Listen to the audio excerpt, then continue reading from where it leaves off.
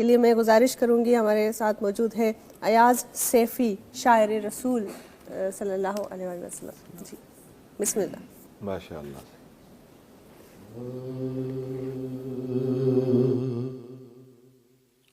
दिल ते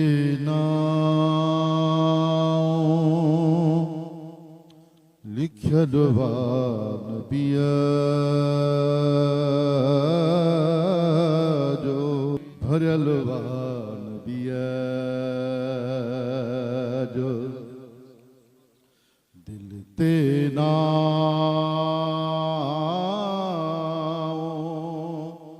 लिखल नबिया जो इश्क रगों में भरल नबिया जो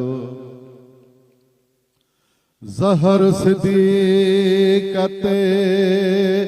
असर कंदो किया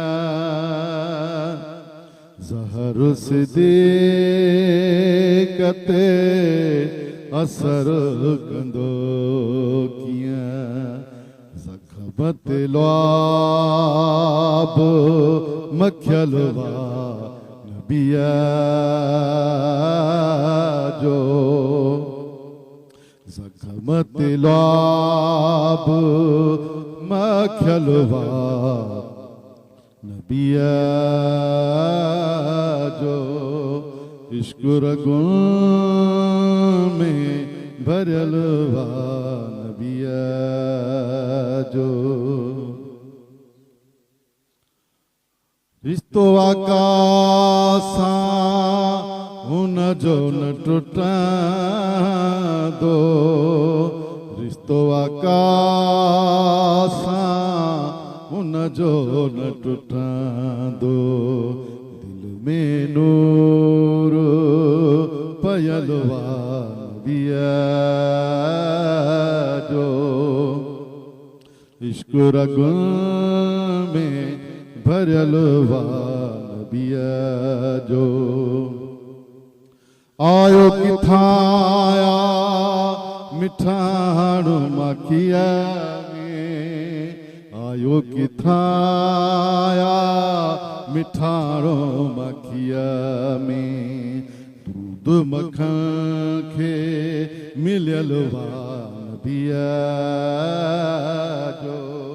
इश्क रगों में भरलवा नबिया जो सैफ़ी अयाज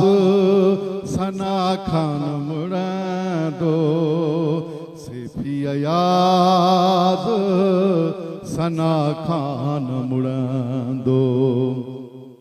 पट्टो गिचिया में पयलवा नबिया जो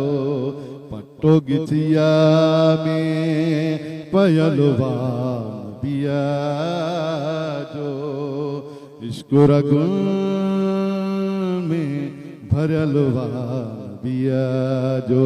दिल ते लिखलवा नबिया जो इश्क रगों में भरला नबिया जो।